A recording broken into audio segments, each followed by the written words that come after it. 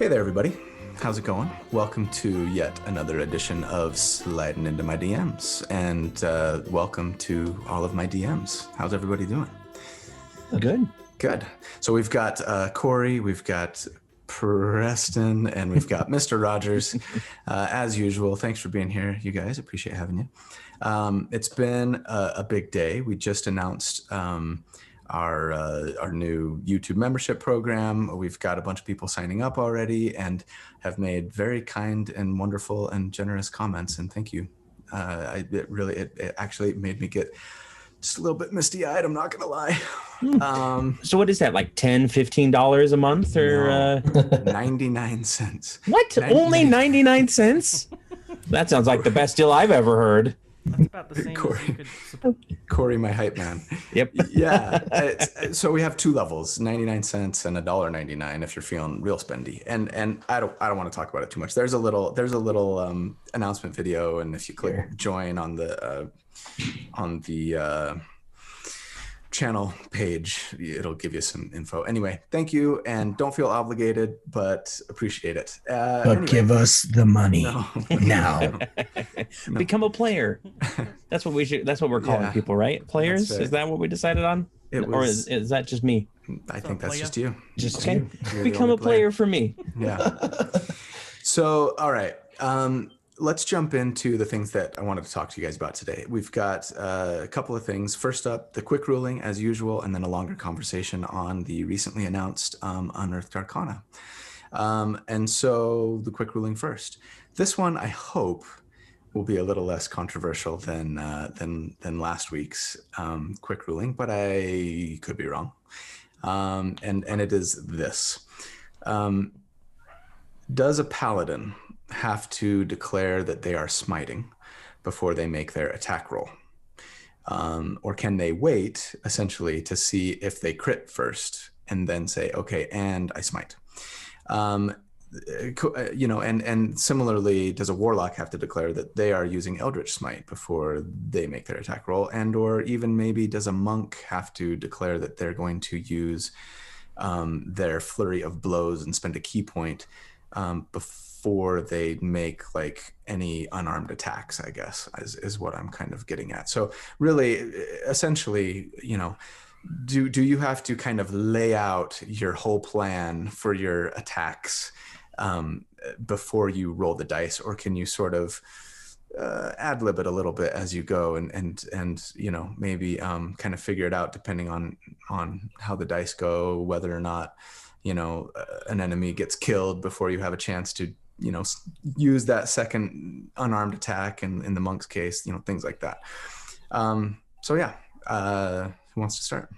I can start us up. Go ahead, Preston.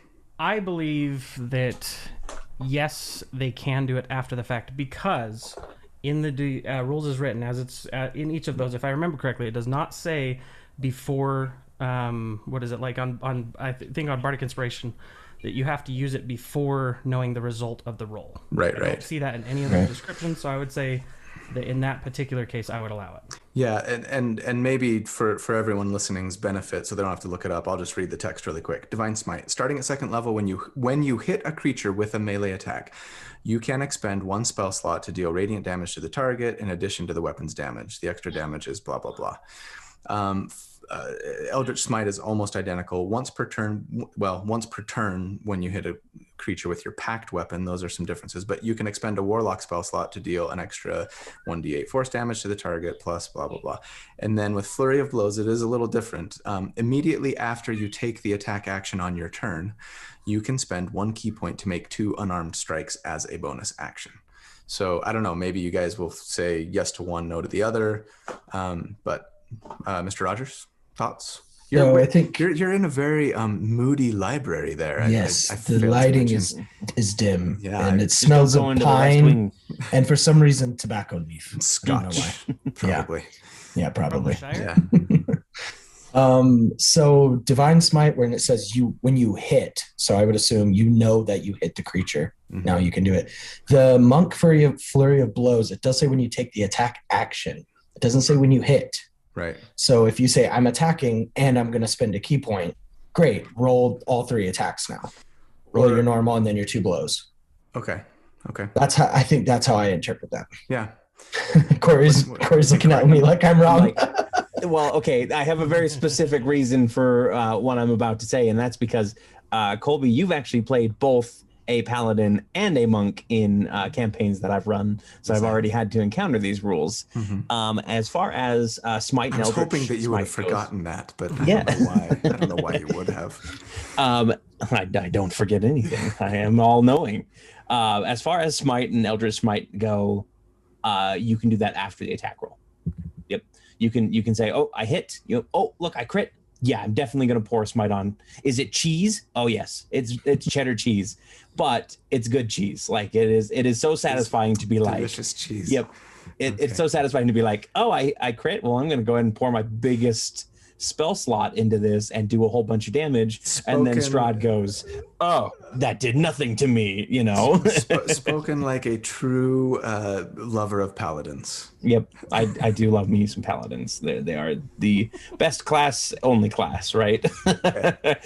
All right, and then as far as when you were a monk, I would say that you could make your attack action, and then before you made any bonus action, you had to declare whether or not you were using key points for the flurry of blows, because oftentimes you run into a situation where you'll use your bonus attack unarmed strike and you'll hit and they'll still be alive, and the idea would be, oh, I want to pour another or a key point into that to do another strike. Right. And I quickly went, that's a little too cheatsy for my taste. So I quickly put the limiter on. Right. It says after you declare the attack, immediately or after you take the attack action. You can use a bonus action for 2 more attacks. And if you took them out in the first one, well, you still have part of your movement, usually as a monk, and you can just run to the next one. Exactly. Hopefully that wasn't the last opponent and there's still somebody up. And you're right, because you're a monk, you probably have lots of movement speed. Oh, I love monks. I do too. I wish they were stronger. Anyway.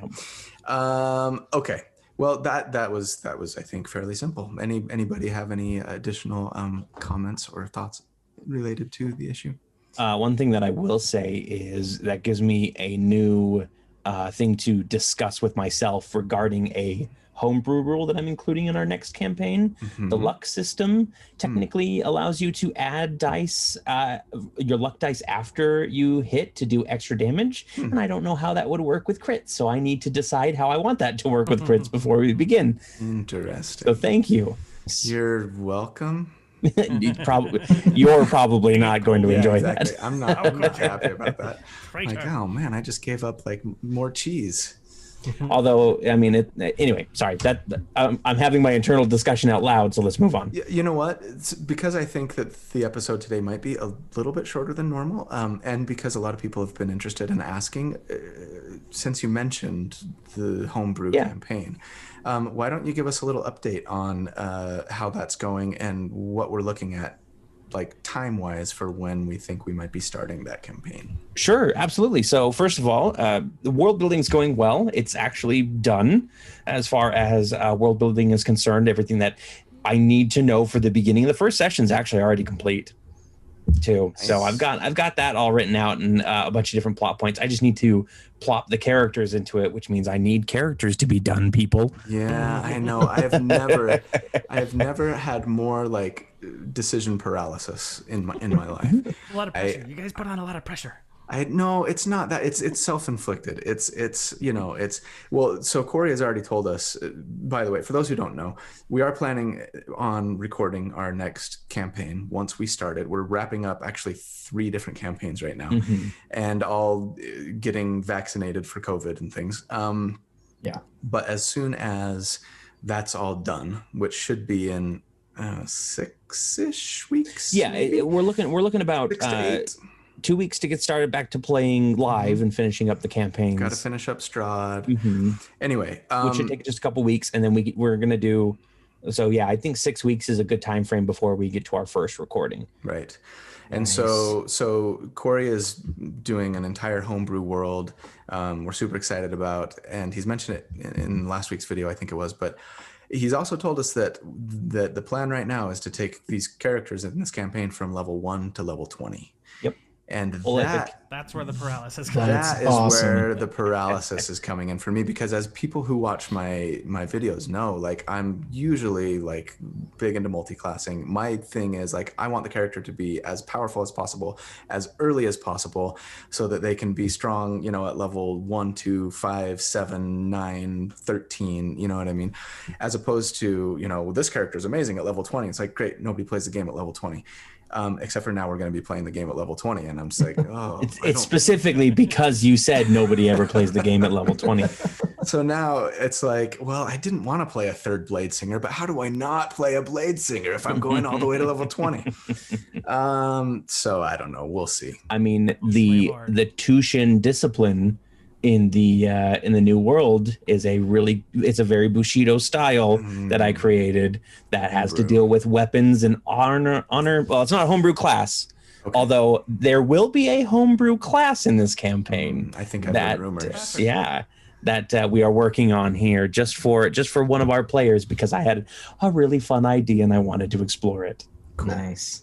So anyway, stay tuned for more on that, and look for us to finally record our games and post them online in 6-7 weeks or so, hopefully. Anybody has some really cool custom lineage ideas? I'm open.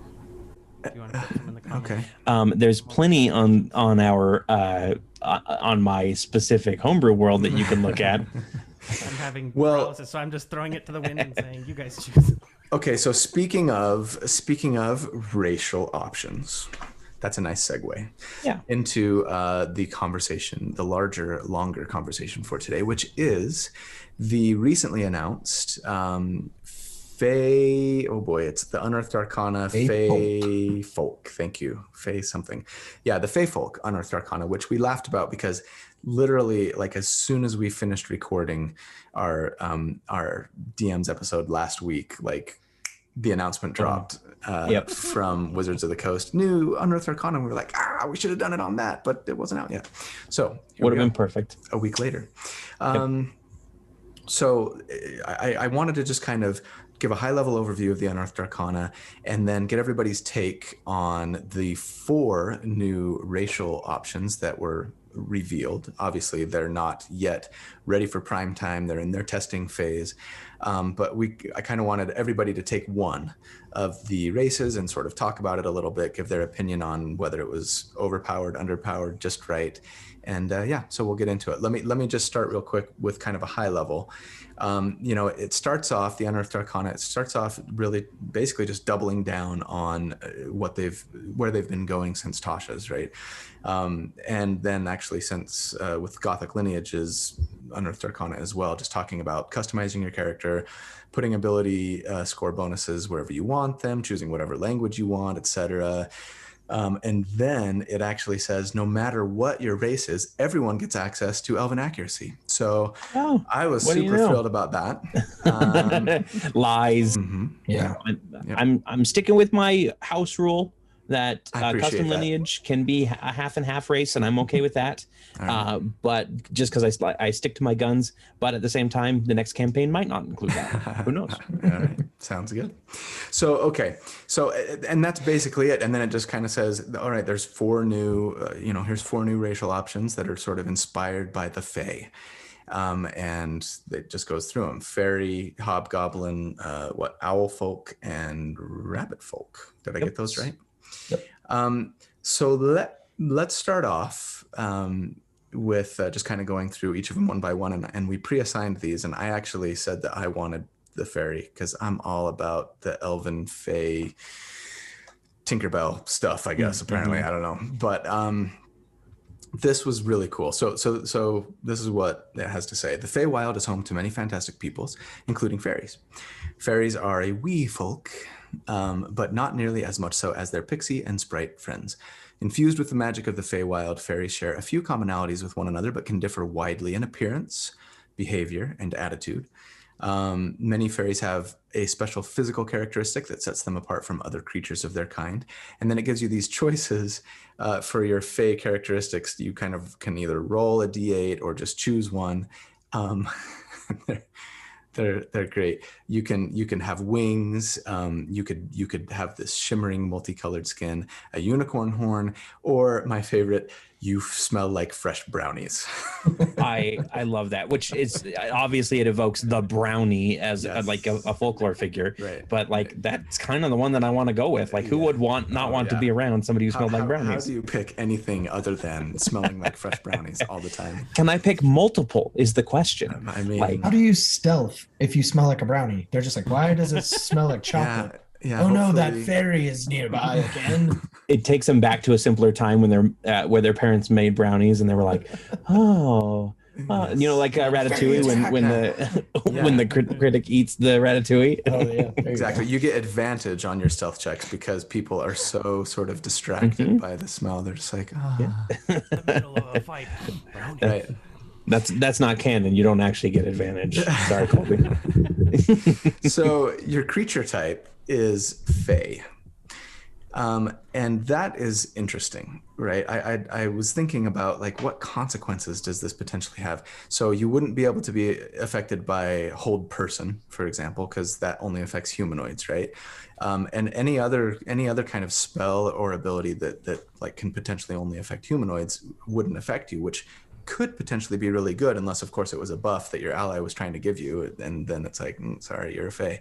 I actually thought too it would be interesting, you know, like the Oath of the Ancients Paladin.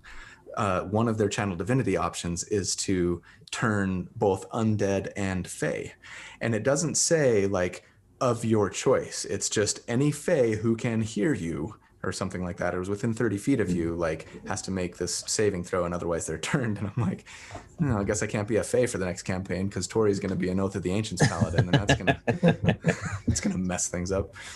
Because I actually, after reading that, I was like, ooh, maybe I'll be a Fey. Like, this is really cool. Honestly, I love the Fae, and I love fairies and everything too. So yeah, I think that would be really cool, and we might have to work something out if you really want to play it. I'd be okay with that. Well, part of the problem is I'm kind of leaning towards being a Lockadin, like a warlock, going with the whole darkness devil sight combo thing, and that means I'm gonna have to stand far away from everybody anyway, so that they don't get covered by my bubble of darkness. But then she's a paladin and she's got auras. Now I'm not gonna be able to take advantage of the auras.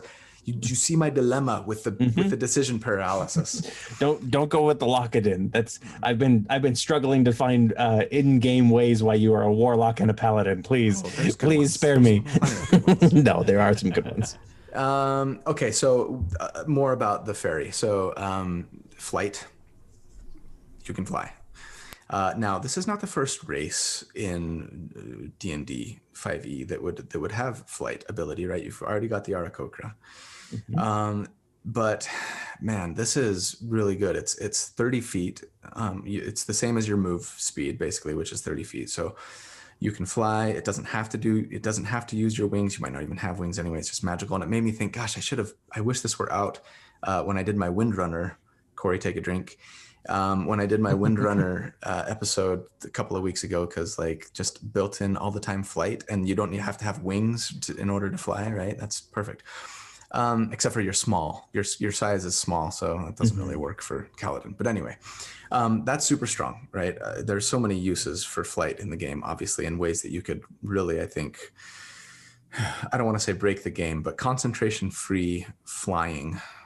Especially if you're like a ranged character fighting against melee characters who don't have flight, you could really mess up many a DM encounter, I guess, and or force them to just like give all of their monsters strong ranged weapon attacks and or flying, right? It's like having a magic broom. Yeah, kind of like having a magic broom. Yeah, that made me think a lot. Yep. About encounters. Yeah. Nothing but I caves. need to make things way more than 300 feet away. From now So the on, broom can't get there. from now on, every encounter will take place in a room with a 30-foot ceiling. Yep. Anyway, so you've got fairy magic, which lets you cast the Druidcraft spell, which is mostly flavor utility type stuff with Druidcraft, but also Fairy Fire. And Fairy Fire is a very strong spell. It is a concentration required, but for those who don't know, right, you cover your enemy if they fail their saving throw in like a aura, essentially. They can't go invisible. Everybody has advantage on attacks against them. It's really strong, especially right at level 1. To have access to that would be great. And here's a question. So similar to, I don't know why I keep having this little microphone. Anyway, similar to Screwdriver for your microphone. Random doodads just lying around our offices.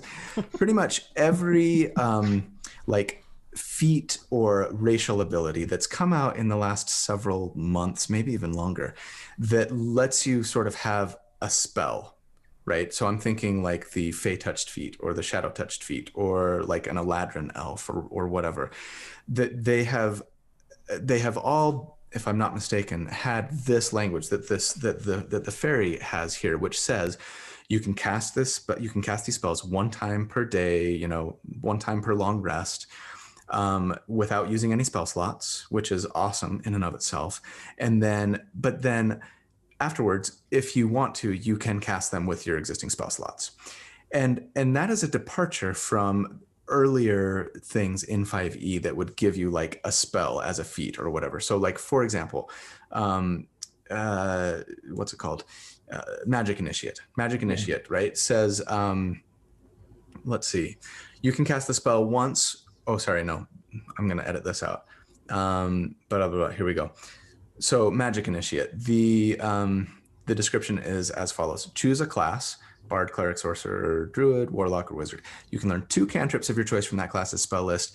And then in addition, you can choose a first level spell from that same list. And then it just says, once you cast it, you must finish a long rest before you can cast it again using this feat. And you can only cast it at the lowest level, right? So like as a first level spell, and that's it. And I guess my question for you guys, maybe this is another quick ruling question, or it doesn't have to be a quick ruling, but like, I wonder, right, if we couldn't sort of very easily just go, look, if you're going to take the Magic Initiate feat, like obviously Wizards of the Coast is kind of going this direction. They're sort of saying, you have this spell, you can use it once per long rest, and then if you have spell slots, you can use it. You can use those spell slots to cast this spell too. Do you guys think that it's asking too much for someone to take the Magic Initiate feat and sort of be able to use their spell slots to cast whatever spell they gained from that Magic Initiate feat if they have spell slots to burn? Yes. You think it's asking too much? I do. You get too much. You get more spells than just one. Exactly. That's cantrips. Mm-hmm. So you get your cantrips, which you can cast anytime, right? Mm-hmm. Whatever. And then you get to pick a spell. You get to pick a spell. You don't just get Fairy Fire because it's part of the Fey thing. You get to pick whatever first level spell you want and cast that with your spell slots. Like that's a bit more powerful, in my opinion. Couldn't you make the same argument about like the Fey touched feat? The Fey touched feat says you gain Misty Step, or is that Shadow touched? Shadow touched is invisibility. Fey touched is Misty Step, I think. So you get you get Misty Step. You can cast it once per day without using a spell slot, and a first level spell of your choice. And then you can use that once per day without casting a spell slot. And then you can use your spell slots to cast it. Now, I guess the difference, of course, here would be that with Fey Touched, for example, it's like of the whatever 2 schools. It's like Enchantment School and something else, Divination or something like that. So I guess they put that caveat around it. But like, as long as the spell that you want is in one of those 2 schools, it's way more powerful. Right. Yeah, and I mean that's the unfortunate nature of coming out with books after the initial release of the PBH or PHB. PBH is like a peanut butter and ham sandwich. Ham and peanut butter, gross. But I think power creep is definitely a factor in that. I think limiting it by 2 schools means that it's only good for some builds, not good for every build. Yeah. And I think part of the reason why the Magic Initiate feats exist is that they're supposed to be a way for non-magical classes to gain magical ability, not for magical classes with spell slots to gain extra magical ability. Sure. So like a wizard is not going to take Magic Initiate for Druid and because they want one spell that they can cast once per day at a first level. Yeah. Exactly.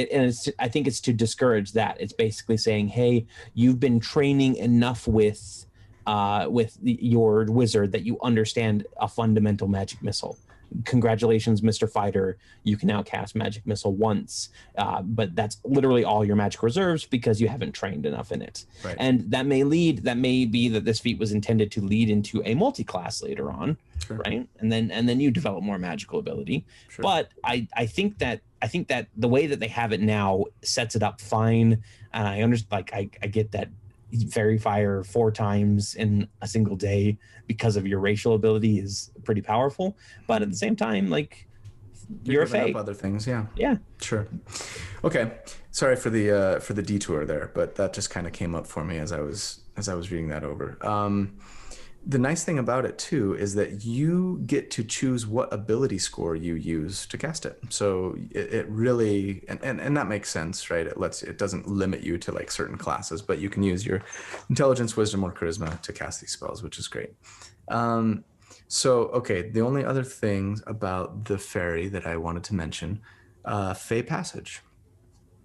You can squeeze through a space as narrow as 1 inch wide.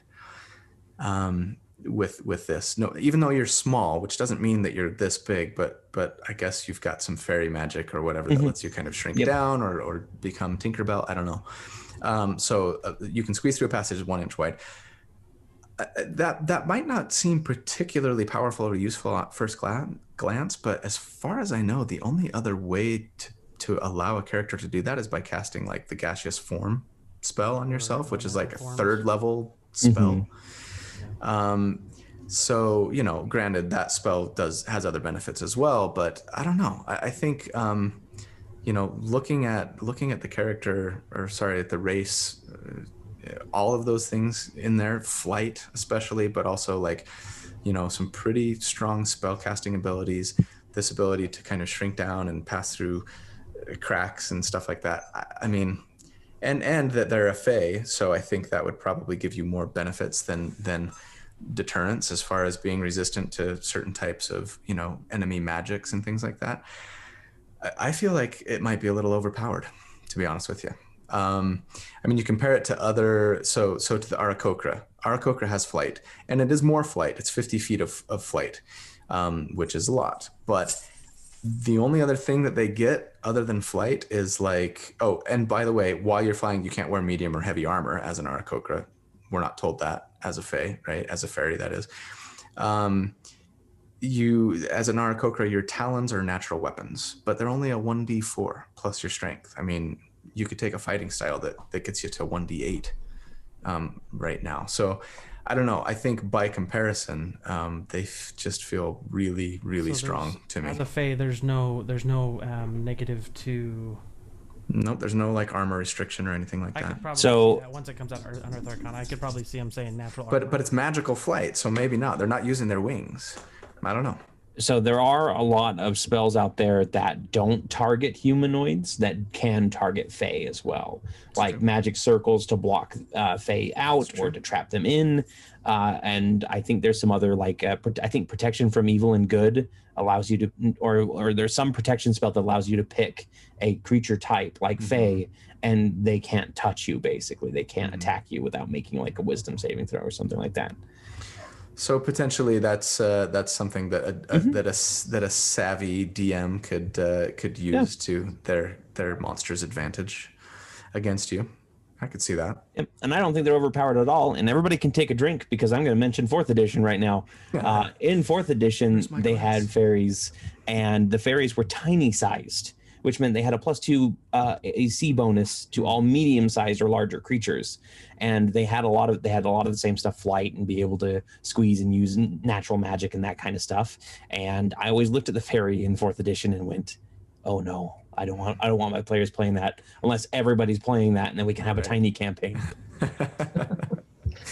All right. Well, that was my take on the fairy. All right. So let's move on to the Hobgoblin. Was that you, Preston? Yep, that's mine. Let me read the little description here and then get your thoughts. So, Hobgoblins trace their origins to the Feywild, where they first appeared with their goblin and bugbear kin. The history has left that history has left its mark. For though hobgoblins are found throughout the material plane, they continue to channel an aspect of the Feywild's rule of reciprocity, which creates a mystical bond between the giver and the receiver of a gift. On some worlds, such bonds lead hobgoblins to form communities with deep ties to each other. In the Forgotten Realms, vast hobgoblin legions have emerged with ranks upon ranks of devoted soldiers noteworthy for how effective they are at fighting as a unit. They're generally taller than their goblin cousins, but not quite as big as bugbears. They have curved pointed ears and noses that turn red or blue during displays of emotion. So that's kind of cool. So tell us about the hobgoblin. Yeah, hobgoblin. They are a humanoid. They're a medium size. They have 30 feet walking speed. To me, when I was reading through it, it reminded me a lot of like just Eladrin elves or those types of creatures. So you have your Fey ancestry. You have advantage on saving throws against being charmed or whatever, right? In general, or being charmed. Sorry, to avoid or end the being charmed on yourself. You've got dark vision, so you can see that. That's always helpful. You have this, and then the Fey gift. This is where it gets a little bit more interesting. This is like unique to this particular hobgoblin, or this vein of hobgoblin coming from the Feywild, is that you have a gift. And so every time you use the help action, you actually create that, like it mentioned before, that what was it? Reciprocity. The rule of reciprocity, where they give, and in turn they give help, and then something of benefit happens. You get to choose 3 of those, or one of the 3, whenever you take that help action. And that help action is a bonus action or an action. You can take it on either, whatever you want to take there. The first I one think it's bonus action a number of times per day equal to your proficiency, right? right? Right. Okay, yeah, because if it's going to be a help action on a bonus action, we're going right into OP territory again. Yeah. So you get the uses, based on your proficiency bonus, and at 3rd level, there's an extra kind of bump that happens there. The first of these that you can that you can choose when you take the help action at level 3 is hospitality. The first one you gain, and the target that you target the help action with both gain 1d6 plus your proficiency bonus as temporary hit points. That's kind of cool. So you're kind of like bolstering your commanding army or the people in your platoon. You have passage, where again you and the person you're helping get extra 10 feet of movement speed. And then the third one is spite. So on until your next turn, the first time the person casting or using the help action as a hobgoblin, or the target of that help action, whenever they hit a creature with an attack roll, that creature has disadvantage on on their attack rolls after that, until again that person or whatever's turn that made that hit. So I thought that was kind of cool, because then it gives that more. It takes hobgoblins out of this like sinister militaristic kind of vein. They're very helpful into this more like the reason why they're really good with their militaristic or their soldiers and stuff is because they have this whole give and take where everybody's lifting and everybody's kind of moving the whatever mission forward. So the last one they have on there is called Fortune of the Many. Whenever you miss with an attack roll or you fail an ability check, this one was kind of cool. This one's where it's kind of like that pack tactics, that the more people you have supporting you, the harder it is for you to fail. So whenever you do that, you draw on your bonds of reciprocity to gain a bonus to the roll equal to the number of allies you can see within 30 feet. The maximum bonus on this is 5, so they do cap it so that you don't go crazy.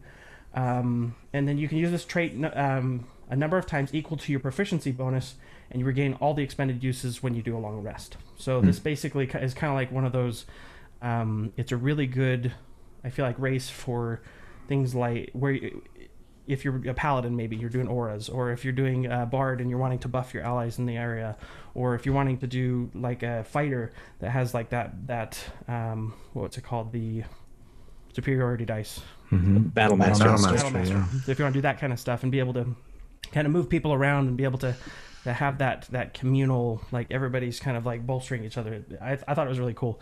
Because again, I fall into that trap of whenever I think of hobgoblins, I just think of the Baldur's Gate original PC whatever game of hobgoblins, where they're angry and they just want to kill everybody, and they're very militaristic. So yeah, I thought it was a cool spin on hobgoblins and giving them Fortune of the Many. It kind of reminds me of like Bless for a cleric, except it's potentially a 5 instead of a 4. Right, and it's just for you. right? Although Right. still missing with an attack roll or an ability check or a saving throw, and being able to sort of draw on that. Granted, it's limited, right, by what is it, proficiency bonus times per day. Yeah. Just like their help as a bonus action. So I think those things kind of help temper the power level of it a little bit, but it still seems pretty strong. Especially if you have one of those groups where everybody has a pet, everybody has something else, that you have all these allies. Right. Capped at 5. Yeah. Get really quickly into The druid summons 32 elk. And the hobgoblin necromancer misses and then hits because he's got a plus 32 because of all of his zombies. Somebody casts something like animate objects on 20 different coins. Do those count? Right. Oh yeah, there you go. That's a question for another day. Yeah. All right. So what's your ruling? Overpowered, underpowered, or just right? I feel like it's just right. I don't feel like there's if they didn't have those caps of your proficiency bonus, like how often you can use this, I would say yes. This is kind of like creeping into mega bard territory where you're just like constantly just like but because you have that cap, I think that it scales well. It's not prohibitive to battle, and it's not going to do anything, I feel like, in a battle where it's going to swing completely one-sided to whoever has a hobgoblin. It does seem to lend itself to like a support type character. I mean, not that you'd have to play a support. It could just give like a very sort of martial-minded character some support options. But of course, me being the optimizer, I'm like, oh yeah, I'd for sure, take this with the bard. And then, if I were trying to maximize my support abilities, it would be cool. And I tend to be more okay with like things being overpowered if they're like support features, right? To encourage more people to like be supportive, because I never am in game, as you guys can attest. So you're never supportive out of game either, not with any of our goals or wishes or dreams. That hurt. I actually have a quick clarifying question. What exactly does the help action give you in combat again? Advantage. Just advantage. It is straight advantage. Yep. Advantage on the next attack. It's like you threw the pocket sand in their face while the other guy's attacking. Yeah, your cat run up and scratched the enemy and made him look. I'm just making sure that was the help action, not like aid or something like that. And I was thinking, so this class is probably pretty balanced if you have one character that's a hobgoblin, but if you have an entire 5-man part or 6-man party that are all hobgoblins in like a hobgoblin platoon, your GM's going to have to do some work to kind of pump up the monsters a little bit, because that's a lot of advantage being thrown around at level 1. All right, you hear that, guys? For the next campaign, everybody's a hobgoblin. Everybody's a hobgoblin. Level 1, what did that be? The proficiency bonus on that would be just 1? 2. 2. I think it starts at 2. On both. Yeah. Mm-hmm. So 2 times however many people. Although I do like the GM flavor that goes through my head when I think about hobgoblins being very much about the give and take relationship, and how a lot of hobgoblin wars and a lot of hobgoblin anger probably starts because they helped a prince and that prince didn't return the favor, or something like that. Yep, and it Very just created this fairy big tale-like. tension. Yeah, so good. Chef's I feel kiss. like they would be really Bushido type code type folks as well, where it's like, okay, if you're not honorable and you're not like doing your thing, that could cause a lot of conflict. Well, I mean, and so not that I'm looking forward to this at all, but of course, Corey, as a DM that I'm fully anticipating now like platoons of hobgoblins that we're gonna have to fight against in our upcoming campaign. So I will mark it down. Yeah. I'm not saying that I want to. I'm just saying Colby's custom lineage is half fairy, half hobgoblin. That would work. Why wouldn't that work? Well, a few fundamental reasons, but we won't get into them. As custom lineage, you wouldn't get any of these traits or features, right? Okay, so let's move on then to the owl folk. Mr. Rogers, tell us. Well, let me read real quick.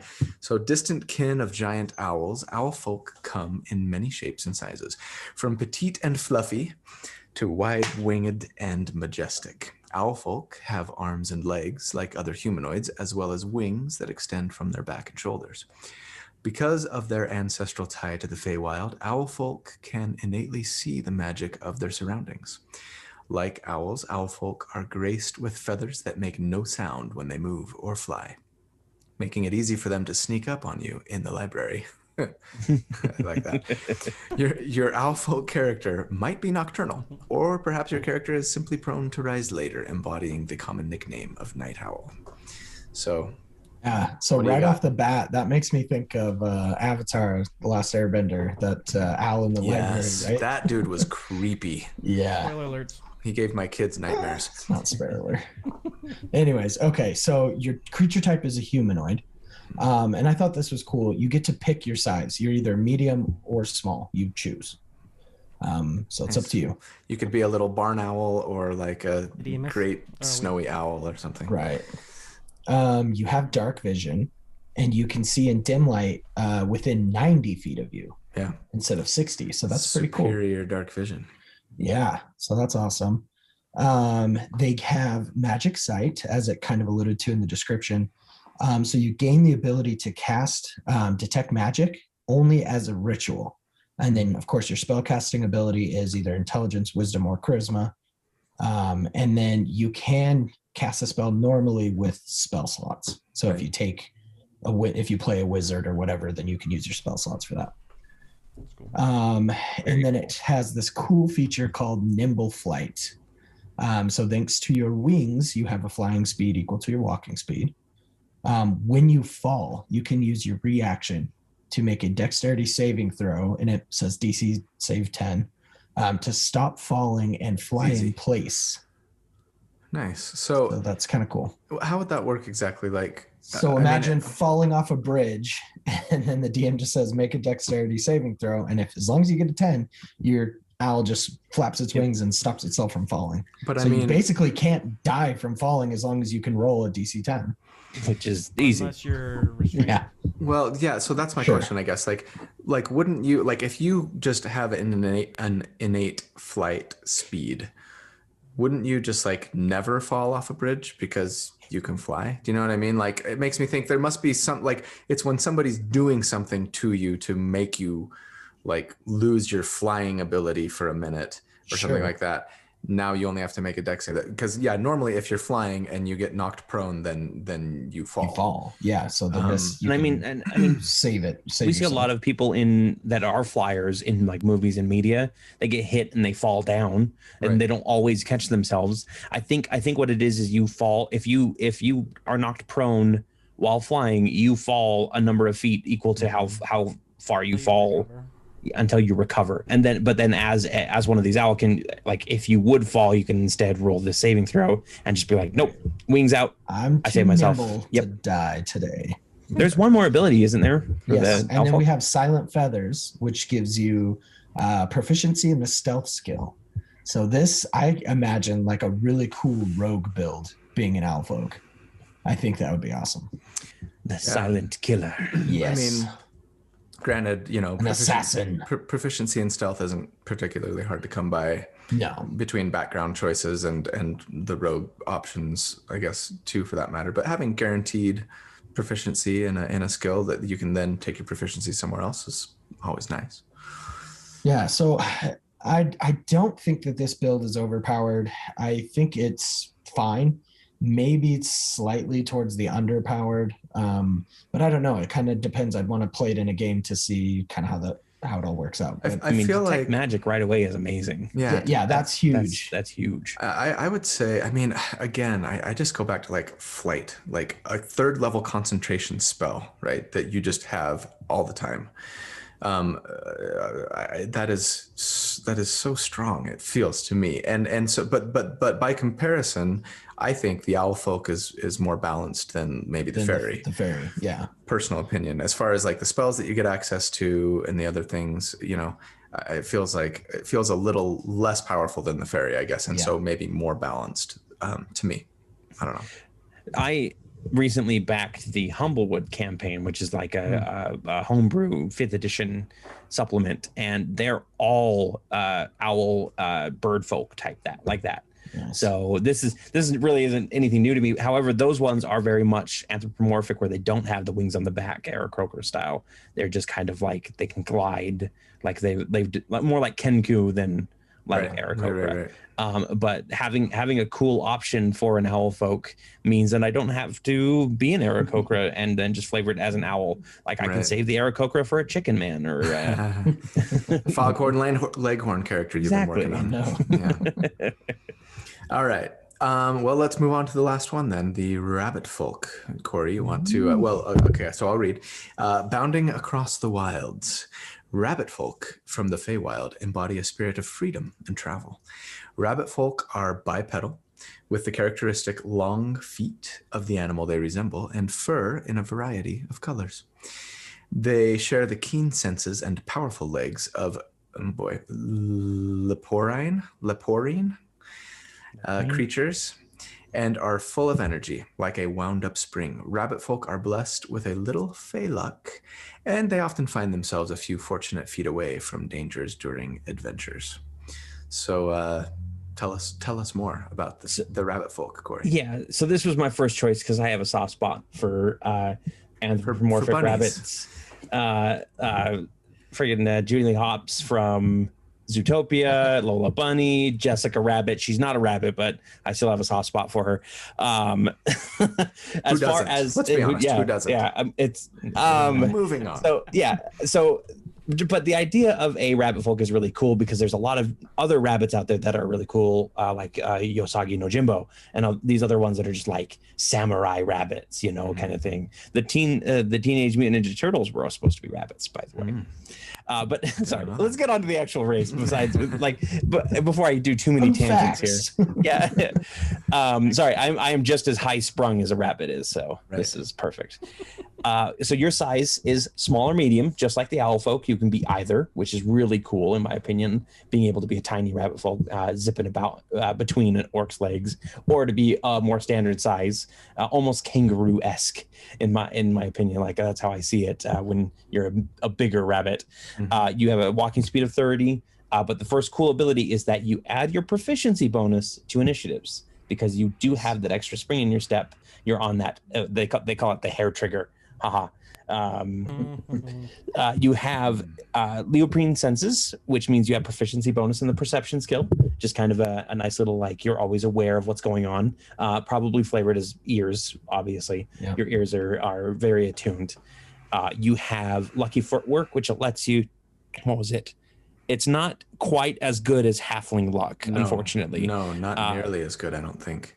But you get it any number of times per day. Whenever you fail a dexterity saving throw, you can use your reaction to get an extra D4, basically blessing, on that saving throw and add it to it, potentially making it a success, which is really cool. Yeah. But my favorite just thing, automatically get that though. Yeah. Oh yeah. It is really nice to be able to get that. Right. Well, okay. We'll analyze it more. Continue. Sure. But my favorite thing about it is the rabbit hop, and that is whenever you take the move action, once per the move action, you can leap as long as you've already moved 5 feet, and you roll a D12 and you jump that many feet, and that doesn't count towards any movement speed.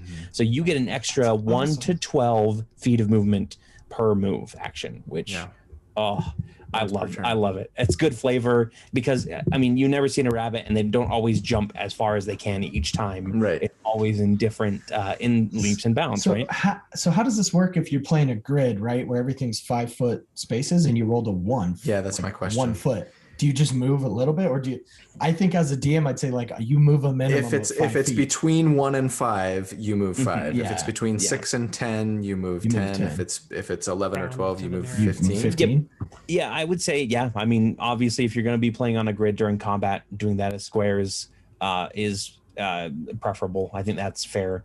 It might also be that you do on the lower side of the spectrum or the higher side. I don't know. Like it's a little bit of a weird one, but I get it. I think the problem with if you go with the rounding method, then if you roll a 1 or a 2, it's like, so I didn't move any extra feet. Maybe with a minimum of 5, but you round. I mean, whatever. Yeah. I'd probably have to rule that as okay. You always move at least 1 square, if not more. Yeah. So the thing that was really kind of underwhelming to me was the lucky footwork. I love the idea that rabbits are lucky, you're lucky rabbit's foot.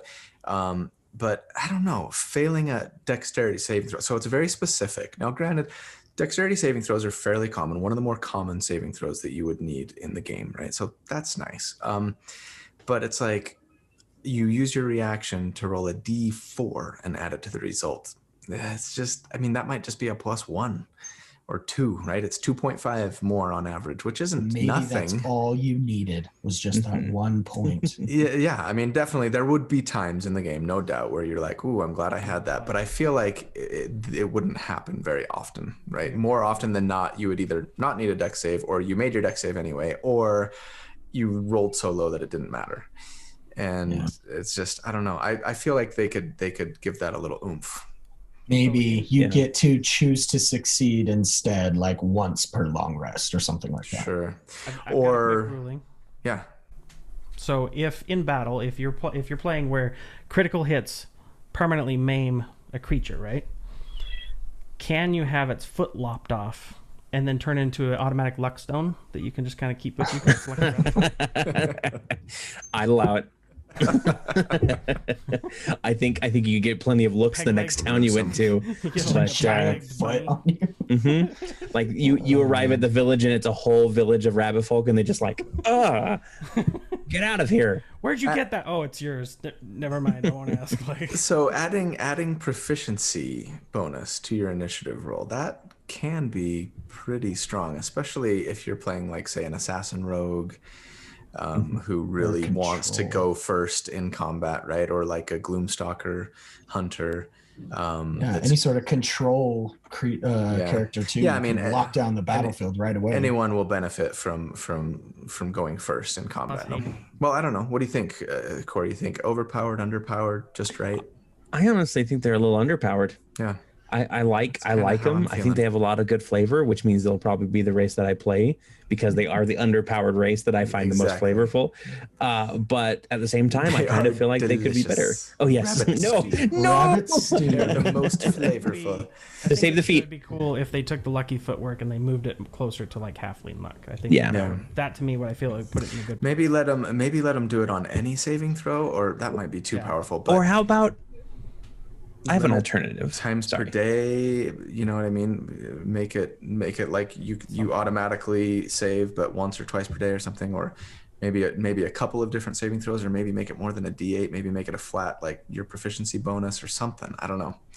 But then it wouldn't be luck, right? It's supposed to be luck. So I guess roll of the dice is thematic there. But what were you gonna say, Corey? Well, I was just saying I would be down if they replaced it with a proficiency bonus, but it doesn't give you extra bonus on a saving throw. You get a D4 or a D6 to reduce damage dealt to you by an attack, because popping out of the way. Yeah, you quickly jerk to the right or something like that. I think that would be a lot cooler. Raise the die. I would say make it similar to like say the new intercept fighting style, which is like a D10 plus your proficiency. Well, we don't want to. You never want to go a die too high on race, right? Sure. Because I'd say 8 is the absolute max that I would ever do on anything when I'm homebrewing a race. For like a dice roll, unless it was something completely crazy, like you roll a D20 and you lose or gain that many inches of height each day, for some shape changer variant or something like that. Right. Okay. Right, Wizards of the Coast, if you're watching this, you should hire Corey because he has good ideas. I mean, that would be great. I mean, I'll take a job too if you want. Well, okay. Any final thoughts or comments on the Fey Folk before we sign off, guys? No, they're pretty cool. Check them out. No, right. I like them. Yeah, I do too. And in fact, well, maybe I need to ask Corey. I don't know that I would do this, but for our information, would you allow one of these in the upcoming campaign? Yeah, I mean, I'm allowing custom lineage with homebrew rules. I don't think that there's any harm in adding a couple UA rabbit people or whatnot. In fact, I was really toying with when this first came out. I was really toying with changing one of the races in the first town that you guys get to in the game to be rabbit folk instead, because I really liked the idea, but I also I didn't do it. But there are going to be rabbit folk in my world just because I can't stand not having them now. They're too delicious. Yep. Oh, yes. I would block all of them until they added squirrel folk.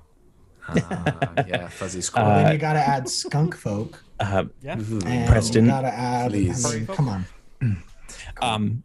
No, but I love it. I absolutely love the Fey Wild as a place. I love the Fey as this like folklore figure where you never want to like accept anything because it means you owe them something, and you always want to be very careful with your wording. So I'm all for it, even more so than any sort of gothic stuff. The Fey Wild is like my home. On that, I absolutely agree. I don't think Mr. Rogers does, but I still like it. Yeah. Yes. It's just no. No, wait, I'm a dwarf. No, we hate the Fey. All right. Well, thank you. Thanks to all of my DMs for joining me in this conversation this week. Thanks, guys. And thanks to all of you for listening. Really appreciate having you guys. Yeah, thanks for all your support. Love you. Hope you have a fantastic day. And we will comment, subscribe, join the membership. Yeah, Before do we all go, of those things. Yeah, Can I plug something too? Please. So I want to dip my toe back into Twitch streaming again. So if anybody wants to see me play, head on over to twitch.tv/DM_Niburu, Niburu.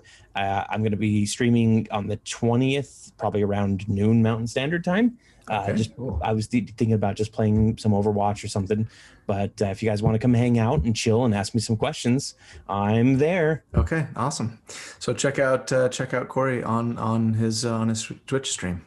And pray for us. We're fighting a dragon tonight. Yes, we are. Oh, I have to. We leveled up last time, and I haven't picked my new spells yet. I gotta get on that. Okay, signing off. Thanks. Have a good one, guys. Bye. No, it burns or it's cold. Ice damage.